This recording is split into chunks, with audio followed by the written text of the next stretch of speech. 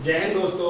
हम लोग पढ़ रहे थे time speed and distance chapter. देखिए टाइम स्पीड डिस्टेंस चैप्टर में हमने बहुत सारे क्वेश्चन देख चुके हैं। अब वो बात आती है कि रिलेटिव स्पीड की, एक कार इधर से आ रही है और एक कार इधर से आ रही है, या एक ट्रेन इधर से आ रही है और एक ट्रेन इधर से आ रही है, तो आपस में मिलेंगी तो क्या होगा, और एक ही डायरेक्शन में जा रही है, समांतर ट्रैक पे एक ही डायरेक्शन में जा रही है तो रिलेटिव स्पीड क्या होगी, और अपोजिट डायरेक्शन में जा रही है तो अपोजिट स्पीड क्या होगी। देखिए एक कार इधर से ऐसे करके जा रही है, यदि मान लो 50 किलोमीटर प्रति घंटा स्पीड है, इसकी स्पीड 50 किलोमीटर प्रति घंटा है, और एक कार इधर से इधर के लिए जा रही है और ये 60 किलोमीटर प्रति घंटा है, ये 60 किलोमीटर प्रति घंटा, ये कार ए है और ये कार बी है। तब ये जब जुड़ेंगी तब इनकी स्पीड हो जाएगी 50 और 60 110 किलोमीटर प्रति घंटा। ठीक है, क्योंकि जब अपोजिट डायरेक्शन में आ रही है तो अगर ये इनकी टक्कर हो जाए तो आपने रोड पे भी देखा होगा कि एक वाहन इधर से या एक ट्रक इधर से जा रहा है, दूसरा ट्रक इधर से आ रहा है, तो जो आपस में जब उनकी टक्कर होती है, एक्सीडेंट होता है, तो आपने देखा होगा कि दोनों वाहन होते हैं, दोनों ट्रक होते हैं, उनके परखच्चे उड़ जाते हैं। ठीक है, लेकिन अगर कोई कार इधर से जा रही है 50 किलोमीटर प्रति घंटा, ठीक है, और ये 50 किलोमीटर प्रति घंटा की स्पीड से जा रही है, और दूसरी कार है और ये 60 किलोमीटर प्रति घंटा की स्पीड से जाए, ये 60 किलोमीटर प्रति घंटा की स्पीड से जाए, तो इसमें अगर टक्कर मारेगी तो मात्र 10 किलोमीटर प्रति घंटा की स्पीड से लगेगी। जैसा कि आपने रोड पे भी देखा होगा, कोई कार आगे से जा रही है और पीछे से अगर कोई मार देता है तो ज्यादा नुकसान नहीं होता, उसमें ज्यादा नुकसान नहीं होता। नुकसान कब ज्यादा होता है, जब अपोजिट डायरेक्शन से आते हैं, क्योंकि इसकी भी स्पीड और इसकी स्पीड, दोनों की स्पीड जुड़ गई। जैसे दोनों स्पीड आ रही है तो ऐसे करके चोट ज्यादा लगेगी, जब इधर से कार आ रही है, इधर से आ रही है तो ज्यादा लगेगी, और एक इधर से आ रहा है पीछे से वाला होगा तो थोड़ी कम लगेगी। अब उसको करना क्या है कि हमें एज्यूम करना है, जैसे हमें या तो आप कर सकते हैं या सोच भी सकते हो कि जब समांतर ट्रैक पर दो ट्रेनें चल रही हैं, जब समांतर ट्रैक पर दो ट्रेनें चल रही हैं और एक ही डायरेक्शन में चल रही हैं, तो उनकी रिलेटिव स्पीड होगी वो घट जाएगी, और अपोजिट डायरेक्शन में होगा तो रिलेटिव स्पीड उनकी जुड़ जाएगी। ये बात तो सही है, लेकिन इसे हम क्या करना है, इसे हमें एज्यूम करना है। एज्यूम करने के लिए हमें कभी कहना है चीजों से, तो आप एनिमेशन के थ्रू, आप एक मूवी क्लिप के थ्रू इसको देख सकते हैं। आपको उसको देखना है क्या हो रहा है और क्या नहीं। ये एक ही ट्रैक पे जा रहे हैं, डायरेक्शन सेम है, दोनों की डायरेक्शन सेम है, एक ही दिशा में जा रहे हैं, और इनकी स्पीड का अंदाजा लगा सकते हैं कितनी ज्यादा स्पीड है इनकी। अब इतनी ज्यादा स्पीड होने के बावजूद भी इनकी डिस्टेंस में ज्यादा डिफरेंस नहीं आ रहा है। अगर एक 100 किलोमीटर प्रति घंटे की स्पीड से चल रही है और दूसरी 120 किलोमीटर प्रति घंटे की स्पीड चल रही है, तो उनके जो बीच में अंतर आएगा वो मात्र 20 किलोमीटर प्रति घंटे का आएगा। देखिए इनकी स्पीड कितनी ज्यादा है, और ये इनके बीच में डिस्टेंस ज्यादा नहीं हो रही है, डिस्टेंस बहुत ही कम रह रही है, लेकिन स्पीड इनकी इतनी ज्यादा होने के बावजूद, क्योंकि ये एक ही डायरेक्शन में चल रहे हैं, ये एक ही डायरेक्शन में चल रहे हैं, इसीलिए इनके बीच डिस्टेंस में ज्यादा डिफरेंस नहीं आ रहा है। और ये अगर चल रहे होते अपोजिट डायरेक्शन में, और ये अगर चल रहे होते अपोजिट डायरेक्शन में, तो इनकी बीच डिस्टेंस का बहुत ज्यादा डिफरेंस होता है। एक ही डायरेक्शन में सभी जा रहे हैं।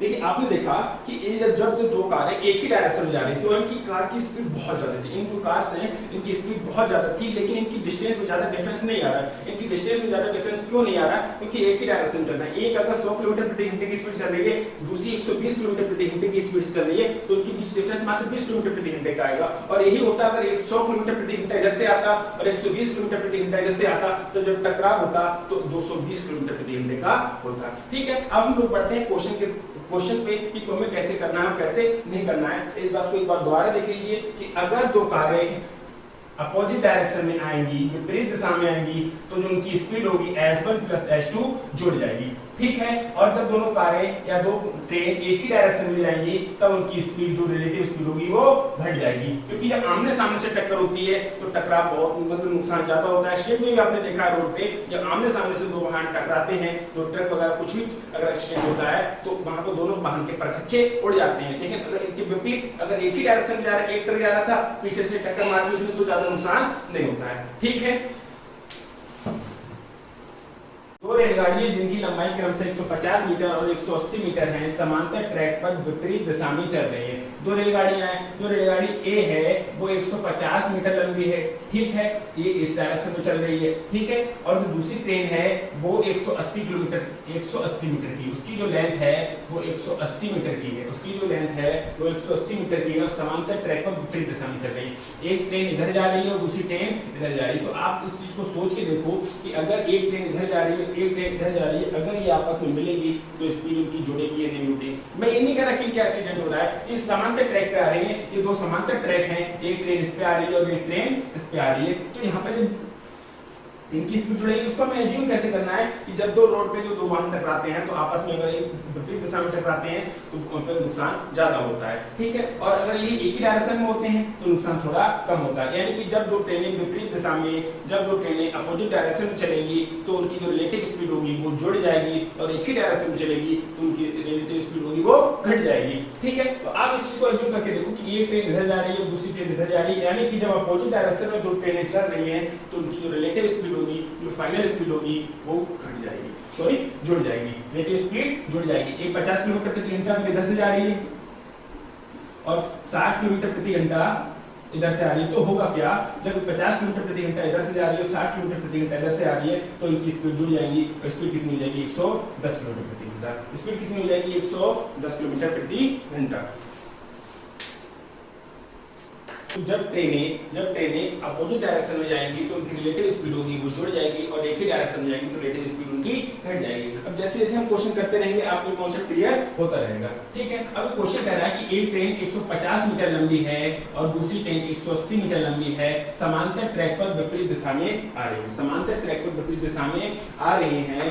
यदि उनकी गति क्रमशः 50 किलोमीटर प्रति घंटा और 58 किलोमीटर प्रति घंटा है तो कितने समय में एक दूसरे को पार करेंगी, कितने समय में एक दूसरे को पार करेंगे। और हमको बहुत अच्छे से पता है कि स्पीड इक्वल टू क्या होता है, distance upon time. Speed equal to क्या होता है, डिस्टेंस अपॉन टाइम। और हमने ये चीज देखी थी कि इससे पहले जो सवाल किए थे कि एक ट्रेन किसी प्लेटफॉर्म को अगर पार करती है तो ट्रेन अपनी लेंथ और प्लेटफॉर्म की लेंथ दोनों को पार करेगी। ऐसे ही जो ट्रेन है, एक ट्रेन ए वाली और दूसरी ट्रेन ए वाली, अगर ये दूसरे को अपोजिट डायरेक्शन में पार कर रही है तो जो लेंथ होगी ये और ये दोनों की लेंथ जुड़ेगी, क्योंकि ये अपनी भी लेंथ पार करेगी और इस लेंथ को भी पार करेगी, यानी कि दोनों को लेंथ को पार किया जाएगा। जो डिस्टेंस कवर की जाएगी वो दोनों की लेंथ के बराबर कवर की जाएगी, ठीक है। तो यहाँ पर हमें पता होता है कि स्पीड इक्वल टू क्या होता है, डिस्टेंस अपॉन टाइम। और अपोजिट डायरेक्शन में है तो s1 प्लस s2 हो जाएगा, दोनों की स्पीड क्या हो जाएगी, जुड़ जाएगी। और जो स्पीड डिस्टेंस होगी, एक पहली ट्रेन है उसकी लंबाई कितनी है 150 मीटर और दूसरी ट्रेन उसकी लंबाई कितनी है 180 मीटर। और कितना सेकंड लेगा नहीं पता, तो हमने कहा 30 सेकंड। तो स्पीड जो है, इसकी स्पीड है 50 किलोमीटर प्रति घंटा और इसकी स्पीड है 58 किलोमीटर प्रति घंटा। ये किलोमीटर प्रति घंटा है और किलोमीटर प्रति घंटा को मीटर प्रति सेकंड में बदलने के लिए 5/18 से क्या करते हैं, गुणा करते हैं, ठीक है। 150 और 180 330 बटे क्या हो जाएगा, t हो जाएगा, ठीक है। तो 50 और 58 108 गुणे 5/18। अभी मैं पूरा बेसिक करा रहा हूँ, अभी ओरली पे भी आएंगे कैसे करना है, आप बस थोड़ा इंतजार कीजिए। 18 6 कितना होता है 108 होता है, ठीक है। 6 पंजे 30, तो t बराबर क्या हो जाएगा, t बराबर हो जाएगा 330 बटे 30। 0 से 0 कट जाएगा तो कितना मिलेगा 11 सेकंड मिलेगा। यानी कि स्पीड इक्वल टू क्या होता है, distance upon time. Speed equal to क्या होता है, डिस्टेंस अपॉन टाइम। ये ट्रेन भी चल रही है, ये ट्रेन भी चल रही है, जब ट्रेन आपस में टकराएंगी या आपस में विपरीत दिशा में आ रही है, अपोजिट डायरेक्शन में आ रही है, तो उनकी जो स्पीड होगी वो जुड़ जाएगी। अपोजिट डायरेक्शन में आ रही है तो स्पीड कितनी हो जाएगी s1 प्लस s2। और हमको ये पता है बहुत अच्छे से, ये ट्रेन किसी प्लेटफॉर्म को पार करे या किसी पुल को पार करे या किसी भी व्यक्ति को पार करे तो दोनों की लेंथ जुड़ती है, लेकिन व्यक्ति की लेंथ ट्रेन के सामने नगण्य होती है, कुछ भी बहुत कम होती है, तो उसको हम मानते नहीं है, फिलहाल जुड़ती है। तो 150 मीटर पहली ट्रेन की लंबाई, 180 मीटर दूसरी ट्रेन की लंबाई, और उन्होंने कहा था कितना सेकंड लगेगा हमको नहीं पता, तो हमने कहा t। तो 50 प्लस 58 ये दोनों की स्पीड हो गई, और किलोमीटर प्रति घंटा को मीटर प्रति सेकंड में बदलने के लिए 5/18 से गुणा करते हैं, ठीक है। Equal to 330। तो t बराबर कितना आ गया फाइनली 11 सेकंड। अब बढ़ते हैं नेक्स्ट क्वेश्चन। अभी आप आते हैं कि वो कैसे करना था, कर कैसे रहे हैं।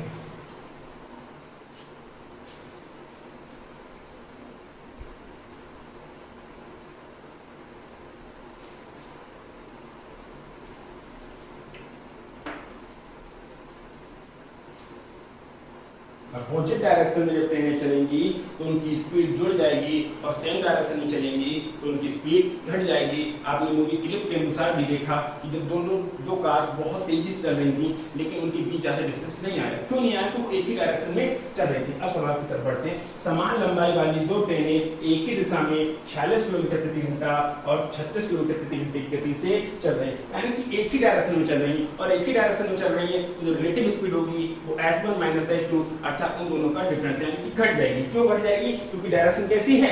सेम है।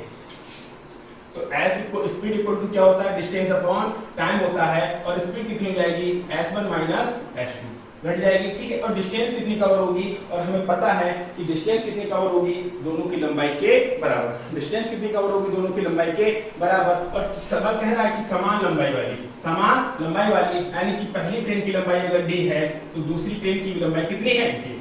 करेक्ट, यानी कि जो दोनों ट्रेनें हैं वो लंबाइयां उनकी समान है। तो पहली ट्रेन की लंबाई अगर d मीटर की है तो दूसरी ट्रेन भी d मीटर की है और एक दूसरे को पार करने में कितना समय लेती है? 36 सेकंड लेती है। ठीक है, तो s1 कितना है? 46, s2 कितना है? 36 और d1 प्लस d2 कितना हो गया? 2d और कितना बटे 36। तो 46 में से 36 गए 10, 1 किलोमीटर प्रति घंटा है और किलोमीटर प्रति घंटा को मीटर प्रति सेकंड में बदलने के लिए किलोमीटर प्रति घंटा को मीटर प्रति सेकंड में बदलने के लिए 5/18 से गुणा करते हैं 2d/36 हो जाएगा। ठीक है, तो 18 दूनी 36 हो जाएगा तो 50 100 इक्वल टू 2d तो d इक्वल टू कितना आ जाएगा? 50। यानी कि जो ट्रेन है वो कितने मीटर लंबी है? 50 मीटर दोनों ट्रेनें लंबी है। देखिए चाल बराबर क्या होता है? दूरी बटे समय। और जो दोनों ट्रेनें हैं अपोजिट डायरेक्शन में नहीं जा रही है, एक ही डायरेक्शन में जा रही है, और जब एक ही डायरेक्शन में जा रही है तो रिलेटिव स्पीड कितनी हो जाएगी? s1 minus s2। और जो कह रहा है कि दोनों ट्रेनों की लंबाइयां समान है तो पहली ट्रेन अगर d मीटर की है तो दूसरी ट्रेन भी d मीटर की है और एक दूसरे को पार करने में कितना समय लेता है? 36 सेकंड लेता है। ठीक है, तो s1 कितना था? 46, s2 कितना था? 36, 2d/36। तो d बराबर कैलकुलेशन करने के बाद कितना आया? 50 मीटर। अर्थात प्रत्येक ट्रेन की लंबाई कितनी है? 50 मीटर। 50 मीटर कहां दे रखा है? Option D. 50 मीटर कहां दे रखा है? Option D. Next question.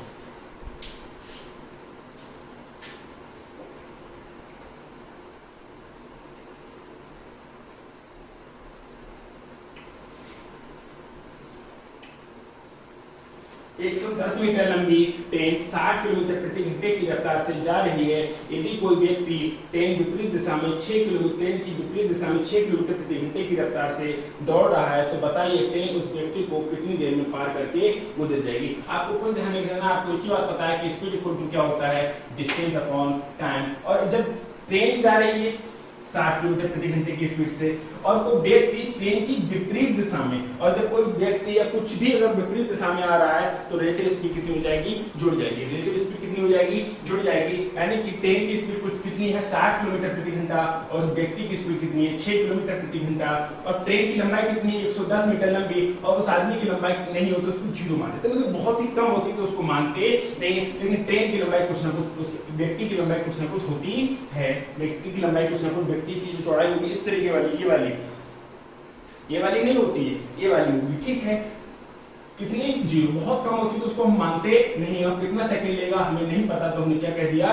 30 second लेगा। तो 60 और 6 66 और किलोमीटर प्रति घंटा को मीटर प्रति सेकंड में बदलने के लिए 5/18 से गुणा करेंगे 110/t हो जाएगा। ठीक है, तो 6 से काटेंगे तो 6 × 18 और 6 से काटेंगे तो 11। 11 से काटेंगे तो कितना मिल जाएगा? 11 धाम 110। तो 5 से काटेंगे 5 दूना 10 तो t बराबर कितना आ जाएगा? 6 सेकंड। अर्थात वो व्यक्ति और ट्रेन एक दूसरे को कितने सेकंड में क्रॉस कर लेंगे? मात्र 6 सेकंड में। हमें पता है कि स्पीड इक्वल टू होता है डिस्टेंस अपॉन टाइम और अपोजिट डायरेक्शन, ट्रेन की अपोजिट डायरेक्शन में कौन आ रहा है? इधर ट्रेन जा रही है उधर व्यक्ति जा रहा है और उनकी रिलेटिव स्पीड होगी वो जुड़ जाएगी। अपोजिट डायरेक्शन में आते हैं तो रिलेटिव स्पीड जुड़ जाएगी। 60 और 6 66 इक्वल टू 110/t। तो 66 5/18 कैलकुलेशन की तो t बराबर कितना आ गया? 6 सेकंड। Next question.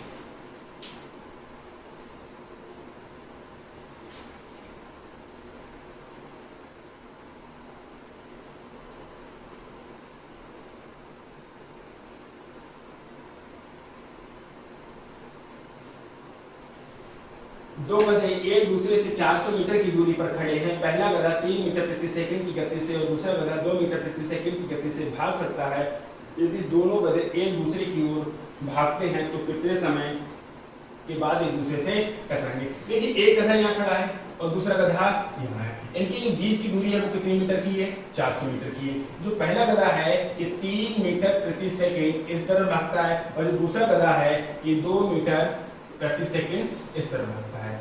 करेक्ट। तो यहाँ कहीं ना कहीं तो टकराएंगे। तो हमें पता है कि स्पीड इक्वल टू होता क्या है? Distance upon time. Speed equal to होता क्या है? Distance upon time. तो एक बात बताइए, एक इधर को जा रहा है और एक इधर को जा रहा है, जब विपरीत दिशा से जा रहे हैं, विपरीत दिशा में आ रहे हैं तो स्पीड इनकी जुड़ेंगी कटेंगी। सीधी सी बात है कि स्पीड कितनी हो जाएगी? जुड़ जाएगी। यानी कि 3 मीटर प्रति सेकंड प्लस 2 मीटर प्रति सेकंड स्पीड जुड़ गई। और कितनी दूरी कवर करेंगे? ये मात्र 400 मीटर की। और कितने सेकंड में जुड़ जाएंगे मिल जाएंगे हमको नहीं पता। तो हो जाएगा 5 बराबर 400 बटे टी। तो टी बराबर कितना हो जाएगा? 5 अट्ठे 40, 80 सेकंड। यानी कि दोनों गधे एक दूसरे की अपोजिट डायरेक्शन में आने के बाद कितने सेकंड के बाद? मात्र 80 सेकंड के बाद मिल जाएंगे। हमें बस इतना सा ध्यान रखना है कि दो ट्रेनें अगर अपोजिट डायरेक्शन में आ रही तो ट्रेनें, कार, ट्रक, व्यक्ति, गधे कुछ भी हो सकता है। अगर अपोजिट डायरेक्शन में आ रहे हो तो रिलेटिव स्पीड जुड़ जाएगी और सेम डायरेक्शन में जा रहे हो तो रिलेटिव स्पीड घट जाएगी। और एक तो यूनिवर्सल है, स्पीड 4 बराबर दूरी बटे समय। 4 कितनी जाएगी? 3 मीटर प्रति सेकंड, ये 2 मीटर, 5 मीटर प्रति सेकंड। और कितने मीटर की दूरी? 400 मीटर की। कितने समय में नहीं पता। कितना आया? 80 सेकंड। ये क्वेश्चन देखिए मेंस का आया हुआ है। ये क्वेश्चन मेंस में आया हुआ है, ठीक है, 2017 में। Next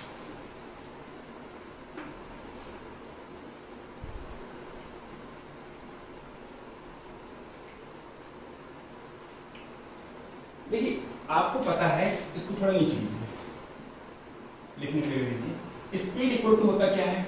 distance upon time. Speed equal to क्या होता है? Distance upon time. यहाँ 3 वेरिएबल होते हैं। यहाँ पर छोटी छोटी बातें देखते हैं जो हमें सवाल को तेजी से करने में हमारी हेल्प करेंगी। स्पीड इक्वल टू होता है डिस्टेंस अपॉन टाइम। जैसे हमारी स्पीड कांस्टेंट है, मेरी अगर स्पीड कांस्टेंट है, मैंने कहा कि मैं 10 किलोमीटर प्रति घंटे की स्पीड से दौड़ सकता हूँ। अगर मैं 10 किलोमीटर प्रति घंटे की स्पीड से दौड़ सकता हूँ तो एक बात बताइए कि मैं 1 घंटे में तो 10 किलोमीटर दौड़ूंगा और 2 घंटे में कितना दौड़ जाऊंगा?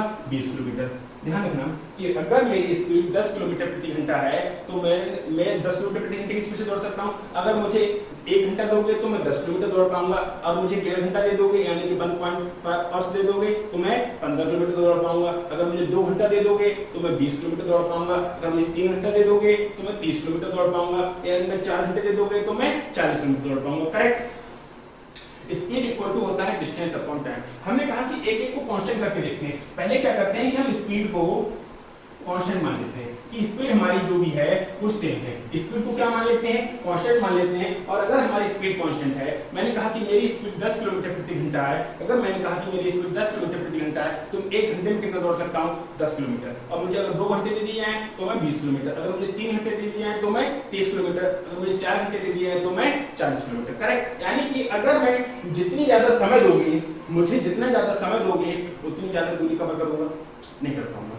अगर मुझे 10 किलोमीटर प्रति घंटे की मेरी स्पीड है और 1 घंटा दे रहे हो तो मैं 10 किलोमीटर की दूरी तय कर पा रहा हूँ। और मुझे आप 2 घंटे दे रहे हो तो मैं 20 किलोमीटर की दूरी तय कर पा रहा हूँ। और अगर आप मुझे 3 घंटे दे रहे हो तो मैं 30 किलोमीटर की दूरी तय कर पा रहा हूँ। तो इसी प्रकार मैं इस बात को समझ पा रहा हूँ कि जितना ज्यादा मुझे समय दोगे उतनी ज्यादा दूरी मैं कवर कर पाऊंगा। यानी कि S1 upon S2 equal to क्या हो जाएगा? D1 upon D2। ये सीधा रिलेशन होगा कि जितनी ज्यादा स्पीड होगी उतनी ज्यादा डिस्टेंस कवर करूंगा, जितनी ज्यादा स्पीड होगी उतनी ज्यादा डिस्टेंस कवर कर पाऊंगा या नहीं कर पाऊंगा। बहुत अच्छे ध्यान से सोचो कि अगर मेरी स्पीड 10 किलोमीटर प्रति घंटा है तो मैं 1 घंटे में 10 किलोमीटर दौड़ पा रहा हूँ। अगर मेरी स्पीड, अगर मुझे 2 घंटे दे दोगे तो मैं 20 किलोमीटर की दूरी तय कर लूंगा। अगर मुझे 3 घंटे दे दोगे तो मैं 30 किलोमीटर की दूरी तय कर लूंगा। यानी कि स्पीड अगर कांस्टेंट है, स्पीड अगर कांस्टेंट है तो टाइम और डिस्टेंस का रेशियो सेम होता है।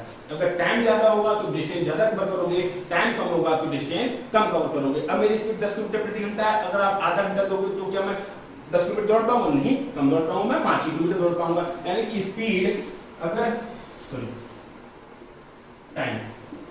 अगर स्पीड कांस्टेंट है तो जितना ज्यादा टाइम दोगे उतनी ज्यादा डिस्टेंस कवर करोगे। अगर स्पीड कांस्टेंट है तो जितना ज्यादा टाइम दोगे उतनी ज्यादा डिस्टेंस कवर करोगे। अब दूसरी बात देखते हैं कि अब हमने क्या किया कि यहाँ पर किसी दूसरे वेरिएबल को कांस्टेंट कर लो। अब हमने क्या किया? टाइम को कांस्टेंट कर दिया। क्या कर दिया कि टाइम को कांस्टेंट मान लिया। अगर हमने टाइम को कांस्टेंट मान लिया तो एक बात को समझो कि हमने टाइम कहा कि सेम है, हमने कहा कि आप दो लोगों को एक एक घंटा दिया, दो लोगों को एक एक घंटा दिया और उनसे कहा कि आप चलिए, तो क्या होगा, जिसकी स्पीड ज्यादा होगी वो डिस्टेंस ज्यादा कवर कर लेगा और जिसकी स्पीड कम होगी वो एक घंटे में कम दूरी कर पाएगा। जैसे हमने कहा कि दो लोगों को हमने एक घंटा दिया कि एक घंटे बाद आपको देखते हैं कि आप कौन आगे पहुंच पाएगा और कौन आगे नहीं पहुंच पाएगा। एक की स्पीड 10 किलोमीटर प्रति घंटा थी और दूसरे की स्पीड 8 किलोमीटर प्रति घंटा थी। एक की स्पीड कितनी थी 10 किलोमीटर प्रति घंटा और दूसरे की स्पीड क्या थी 8 किलोमीटर प्रति घंटा। तो जो पहला वाला व्यक्ति है वो एक घंटे में 10 किलोमीटर की दूरी तय कर लेगा और दूसरा वाला व्यक्ति है वो एक घंटे में मात्र 8 किलोमीटर की दूरी तय कर पाएगा। फिर से समझते हैं इस बात को। पहले तो स्पीड कांस्टेंट करके देखा तो उसने ये किया है कि जिसकी ज्यादा स्पीड, अगर स्पीड कांस्टेंट है तो जितने ज्यादा समय दोगे उतनी ज्यादा दूरी तय होगी। अगर हमने देखा कि टाइम कांस्टेंट करके देखते हैं तो टाइम कांस्टेंट किया तो क्या होगा कि टाइम कांस्टेंट करने के बाद ये देखा कि जिसकी स्पीड ज्यादा है वो दूरी ज्यादा तय कर रहा है और जिसकी स्पीड कम है वो दूरी कम तय कर रहा है। समझते हैं। दो व्यक्ति हैं, दोनों को एक ही घंटा दिया, दोनों को एक ही घंटा दिया और एक व्यक्ति की स्पीड 10 किलोमीटर प्रति घंटा है और दूसरे व्यक्ति की स्पीड 8 किलोमीटर प्रति घंटा है। तो जो पहला व्यक्ति है वो एक घंटे में 10 किलोमीटर की दूरी तय करेगा और जो दूसरा व्यक्ति है वो एक घंटे में मात्र 8 किलोमीटर की दूरी तय करेगा। यानी कि अगर टाइम कांस्टेंट है तो स्पीड रेशियो S1/S2 D1/D2। यानी कि अगर आपकी स्पीड ज्यादा है तो आप डिस्टेंस ज्यादा कवर करोगे, अगर आपकी स्पीड कम है तो आप डिस्टेंस कम कवर करोगे। करेक्ट। अब तीसरी बात आती है, स्पीड को कांस्टेंट करके देख लिया, टाइम को कांस्टेंट करके देख लिया, अब एक बार डिस्टेंस को कांस्टेंट करके देख लेते हैं। अब एक बार हम डिस्टेंस को कांस्टेंट करके देख लेते हैं। अगर डिस्टेंस कांस्टेंट होगी तो क्या होगा, हमने कहा दो लोगों से कि आपको यहां से 5 किलोमीटर कोई ना कोई दूरी दे दी, अपने घर से मैंने यहां से 5 किलोमीटर की एक दूरी दे दी और कहा कि आप दोनों लोग चलें।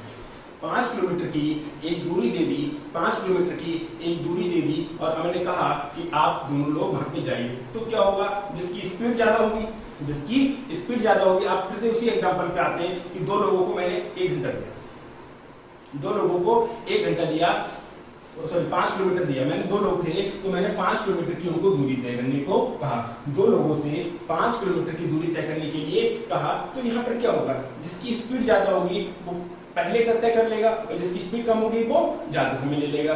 5 किलोमीटर की दूरी तय करनी है।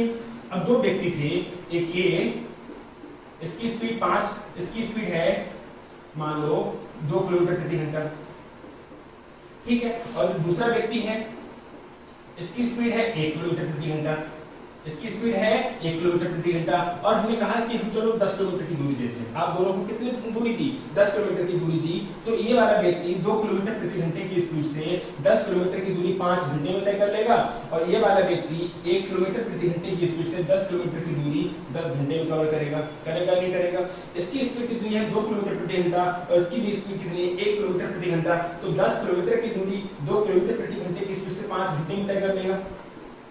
और जो दूसरा वाला व्यक्ति है वो 1 किलोमीटर प्रति घंटे की स्पीड चलता है, यानी कि 1 घंटे में मात्र 1 किलोमीटर चलता है। तो 10 किलोमीटर की दूरी तय करने के लिए कितना घंटा लेगा, 10 घंटा लेगा। यानी कि इस बात से हमें समझ में आ रहा है कि अगर डिस्टेंस कांस्टेंट हो, अगर डिस्टेंस कांस्टेंट हो, अगर डिस्टेंस कांस्टेंट हो तो स्पीड जिसकी ज्यादा होगी, स्पीड जिसकी ज्यादा होगी वो समय कम लेगा और स्पीड जिसकी कम होगी वो समय ज्यादा लेगा। अगर डिस्टेंस कांस्टेंट है तो स्पीड का रेशियो इनवर्स हो जाएगा टाइम का रेशियो।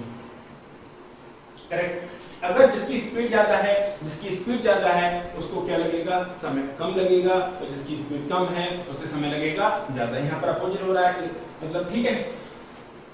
S1/S2 क्या हो जाएगा T2/T1, जिसकी स्पीड कम समय ज्यादा, स्पीड ज्यादा समय कम। इस बात का ध्यान रखना है। अब हमें इससे 3 बातें रखनी है कि अगर चार्ज इक्वल टू दूरी बटे समय होता है और अगर स्पीड कांस्टेंट है तो टाइम और डिस्टेंस में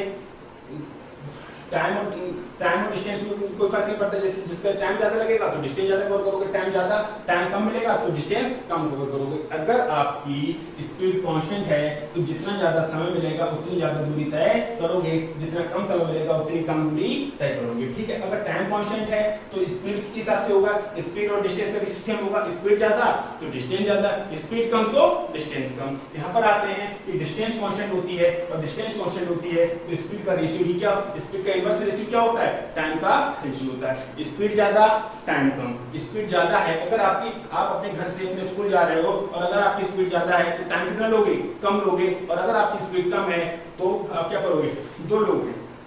एक एग्जांपल के तौर पर और समझते हैं, 2 लोग हैं और दोनों दोस्त अपने घर से कहाँ जाते हैं, कोचिंग। दोनों लोग एक ही पास रहते हैं, पड़ोसी हैं और अपने घर से कहाँ जाते हैं, स्कूल जाते हैं। तो जो बंदा तेजी से चलता है वो समय कम लेगा और जो बंदा स्लो चलता है, धीरे धीरे चलता है, वो समय ज्यादा लेगा। बस इन्हीं बातों को समझ लिया। हम थोड़ा बढ़ते हैं क्वेश्चन पर।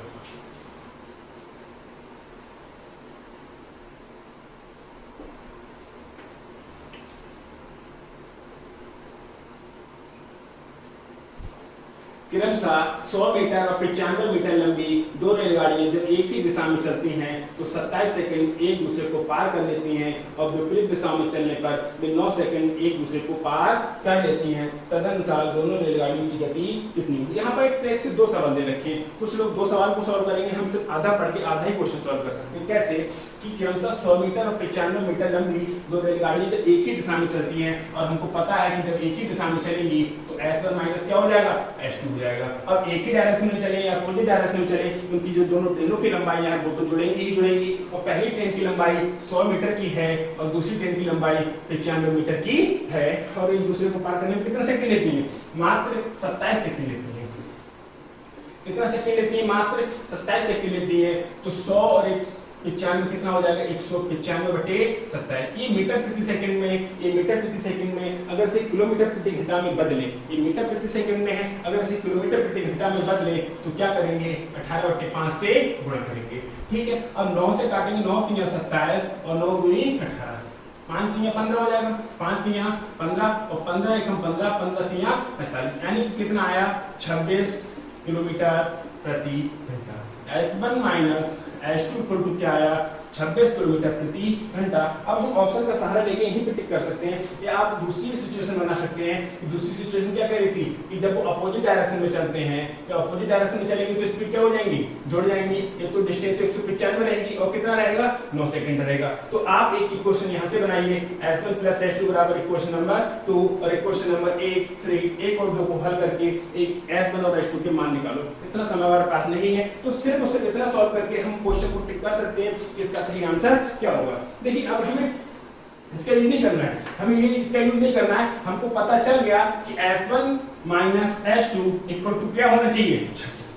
पहली गाड़ी की स्पीड और दूसरी गाड़ी की स्पीड का डिफरेंस होना चाहिए, वो कितना होना चाहिए, 26 किलोमीटर प्रति घंटा होना चाहिए। और हमने देखा है कि हम ऑप्शन का सहारा लेते हैं, तो अब ऑप्शन का सहारा लेके आप चेक कर सकते हैं कि क्या 44 और 22 में से घटा दें।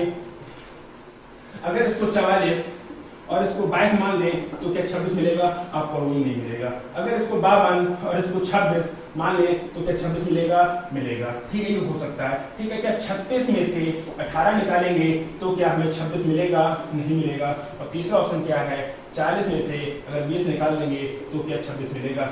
इसको दिखाइए, ऑप्शन दिखाइए, बस ये वाले पेपर को ले लीजिए। अब ये देखा कि S1 माइनस S2 बराबर हमें क्या चाहिए था, 26।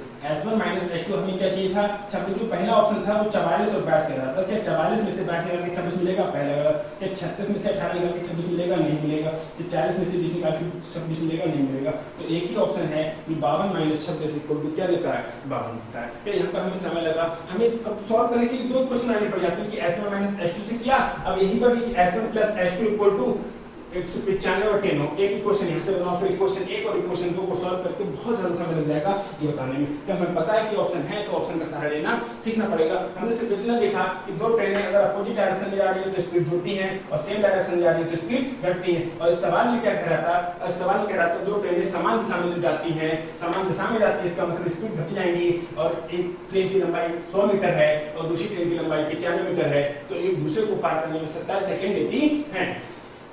100 और 95 195/27 और किलोमीटर, ये आया मीटर और ये सेकंड, तो मीटर प्रति सेकंड को किलोमीटर प्रति घंटा में बदलने के लिए 18/5 से क्या करते हैं, गुणा करते हैं। तो 18/5 से हमने गुणा कर लिया, 18/5 से हमने गुणा कर ली और ये इसका आंसर 26 किलोमीटर प्रति घंटा आ गया। 26 किलोमीटर प्रति घंटा आ गया। ये दिक्कत किसी को, बढ़ते हैं नेक्स्ट क्वेश्चन।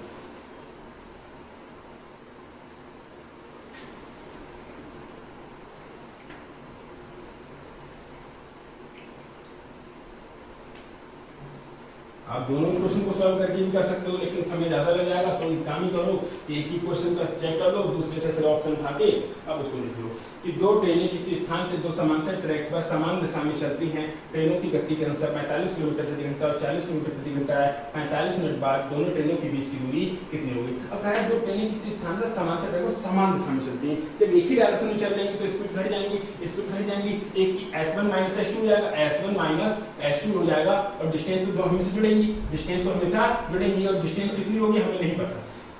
दो ट्रेनें किसी स्थान से दो समांतर ट्रैक पर समान दिशा में चलती हैं। ट्रेनों की गति 45 किलोमीटर प्रति घंटा और 40 किलोमीटर प्रति घंटा है। तो 45 मिनट के बाद दोनों ट्रेनों के बीच की दूरी कितनी होगी? और हमें नहीं पता, तो हमें तो पता ही नहीं इन दोनों ट्रेनों के बीच की दूरी कितनी हो जाएगी और कितने मिनट में? मात्र 45 मिनट में। कितने मिनट में? मात्र 45 मिनट में। ठीक है, ये 45 मिनट है। यूनिट सेम होनी चाहिए, किलोमीटर प्रति घंटा बनाओ या मीटर प्रति सेकंड बनाओ। अब आपको देखना है कि बनाना किस में, आपको ये ऑप्शंस देखना पड़ेगा कि हमें बस किसे बताना है, किलोमीटर में बताना है। तो हम तो मिनट को क्या बदल लेंगे? घंटे में बदल लेंगे। अगर 45 मिनट को घंटे में बदलोगे तो 60 से भाग करोगे। 45 मिनट को अगर मिनट को घंटे में बदलते हैं तो 60 से भाग करते हैं, और ये 60 कहाँ पहुंच जाएगा? ऊपर पहुंच जाएगा। ये 60 कहाँ पहुंच जाएगा? ऊपर पहुंच जाएगा। तो S1 की जगह कितना दे रखा है? 45, S2 की जगह 40, तो D 15 तियां 45, 15 चौके 60, तो कितना हो जाएगा? D × 4/3। तो ये हो जाएगा 5 = D 4/3। तो D बराबर कितना हो जाएगा? 15/4। D बराबर कितना? 5 3 15/4, तो 4 3 12, 4 7 28, 4 5 20, 3.75 किलोमीटर। स्पीड इक्वल टू क्या होता है? Distance upon time. और दोनों एक ही डायरेक्शन में जा रही है तो रिलेटिव स्पीड घट जाएंगी, यानी कि रिलेटिव स्पीड हो जाएगी S1 माइनस S2। और कितनी दूरी तय हो जाएगी वो हमको नहीं पता। आपने एक मूवी की जो फिल्म दिखाई थी उसमें भी देखा था कि इन दोनों की स्पीड का अंतर होगा, क्योंकि एक की स्पीड 45 किलोमीटर, दूसरी की स्पीड 40 किलोमीटर। तो उन्होंने कहा 45 मिनट में उनके बीच की कितनी दूरी हो जाएगी हमें नहीं पता। तो हमने कहा D, और मिनट को घंटे में बदलने के लिए 60 से भाग करते हैं, 60 ऊपर पहुंच जाएगा। कैलकुलेशन करने के बाद 3.75 किलोमीटर। इस सवाल का सही आंसर आ गया। नेक्स्ट,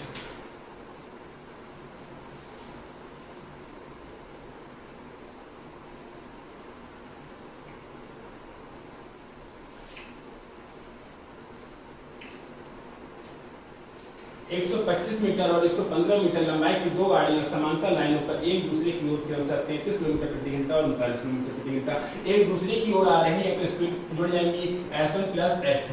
ठीक है, एक है 125 मीटर की लंबी और दूसरी ट्रेन है वो 115 मीटर लंबी है, और कह रहा है कि कितना समय लेंगी नहीं पता। तो हमने कहा 30 सेकंड। पहले जो ट्रेन है उसकी जो स्पीड है 33 किलोमीटर और दूसरी है वो 39 किलोमीटर। इसकी स्पीड है 33 किलोमीटर प्रति घंटा, इसकी स्पीड है 39 किलोमीटर प्रति घंटा। इन दोनों को जोड़ देंगे तो 240/T हो जाएगा। तो 33 और 39 कितना हो जाएगा? 72।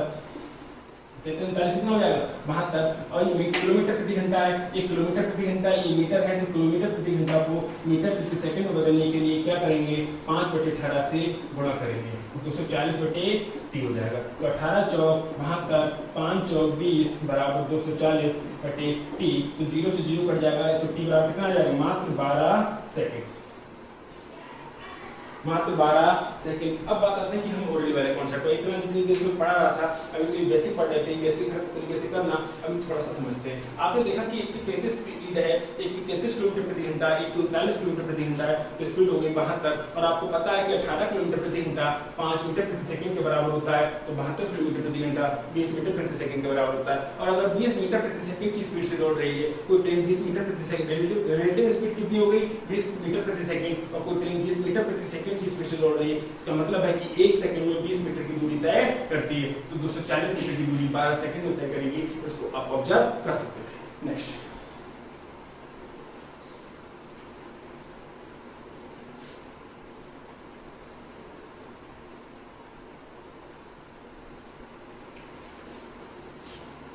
समान लंबाई की दो ट्रेन समांतर लाइनों पर एक ही दिशा में क्रमशः 46 किलोमीटर और 36 किलोमीटर प्रति घंटे की दर से चल रही है। तेज चलने वाली ट्रेन धीमी ट्रेन से 36 सेकंड में आगे निकल जाती है। प्रत्येक ट्रेन की लंबाई कितनी है?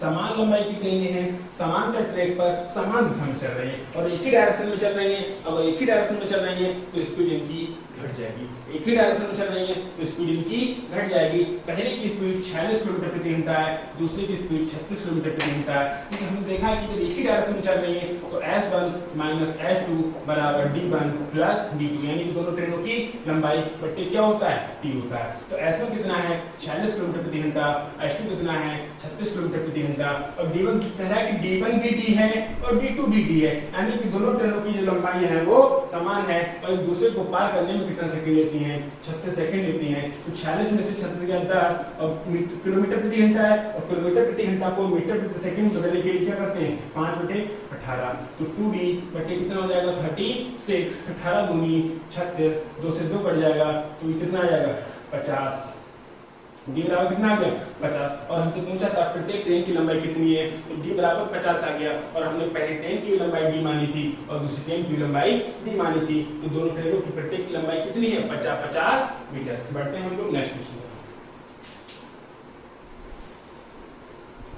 मोस्टली क्वेश्चन मेंस के हैं इसमें, प्री हो या मेंस कोई फर्क नहीं पड़ता है, आपको अपना कॉन्सेप्ट क्लियर होना चाहिए और कैलकुलेशन बिंदास होनी चाहिए। एक समान लंबाई वाली दो रेलगाड़ियां समांतर पटरियों पर क्रमशः 60 किलोमीटर प्रति घंटा और 90 किलोमीटर प्रति घंटे की गति से एक ही दिशा में चल रही हैं। तदनुसार यदि दूसरी रेलगाड़ी पहली रेलगाड़ी को 30 सेकंड में पूरी तरह पार कर लेती है तो प्रत्येक रेलगाड़ी की लंबाई कितनी है। तो देखिए अब एक ही डायरेक्शन में चल रही है, एक की 60 है दूसरी की 90 है, तो 60 माइनस 90 करो या 90 माइनस 60, हमें दोनों का डिफरेंस बताना है कि इनके रिलेटिव स्पीड के बाद कि S1 माइनस S2 बराबर हो या S2 माइनस S1, उससे कोई फर्क नहीं पड़ता है। तो 90 माइनस 60 करें, S2 माइनस S1 करें या S1 माइनस S2 करें, 90 माइनस 60 क्या हो जाएगा, S1 माइनस S2 करो या S2 माइनस S1, कोई फर्क नहीं पड़ता है। क्यों नहीं फर्क पड़ता है, क्योंकि D1 प्लस D2, क्योंकि हमें बताना है कि दोनों जो ट्रेन है उनकी रिलेटिव स्पीड, यानी कि रिलेटिव स्पीड है, एक 40 किलोमीटर प्रति घंटा, एक की 50 किलोमीटर प्रति घंटा, तो रिलेटिव स्पीड कितनी है मात्र 10 किलोमीटर प्रति घंटा।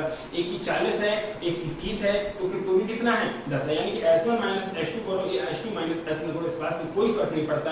हमें उन दोनों के बीच में डिफरेंस बताना है कि दोनों चारों के बीच में डिफरेंस कितना है। पॉजिटिव नेगेटिव से कोई फर्क नहीं पड़ता और चार कभी नेगेटिव में नहीं होती। किसी की भी चार ट्रेन की चार हमारी चार नेगेटिव में होती है, ऐसे होते पीछे पीछे चलते हैं, अरे चार का मतलब है कि हमेशा आगे चलने का मतलब होता है, ठीक है। तो S1 माइनस S2, अब तो कह रहा है कि दोनों ट्रेनों की लंबाई कैसी है, समान है, समान लंबाई, तो D1 dt और D2 भी कितना है D, और एक दूसरे को पार करने में कितना सेकंड लेती है, मात्र 30 सेकंड लेती है। तो 90 में से 60 गया कितना आया 30, भाई किलोमीटर प्रति घंटा है, ये 90 किलोमीटर प्रति घंटा था और 60 किलोमीटर प्रति घंटा था, और किलोमीटर प्रति घंटा को मीटर प्रति सेकंड में बदलने के लिए क्या करेंगे 5/18 से गुणा करेंगे, 2d बटे कितना हो जाएगा 30 हो जाएगा, ठीक है। तो 6 से काटेंगे तो 6 3 18 और 6 पंजे 30, 3 से काटेंगे 10 और 2 से काटेंगे तो 5, तो 5 25 पंजे 125, तो d बराबर कितना आया 125 मीटर, d बराबर कितना आया 125 मीटर, अर्थात पहली ट्रेन की लंबाई 125 मीटर है और दूसरी ट्रेन की लंबाई कितनी है 125 मीटर है। और 125 मीटर कहाँ दे रखा है, ऑप्शन 125 मीटर कहाँ दे रखा है, ऑप्शन ए में। मिलते हैं नेक्स्ट वीडियो में।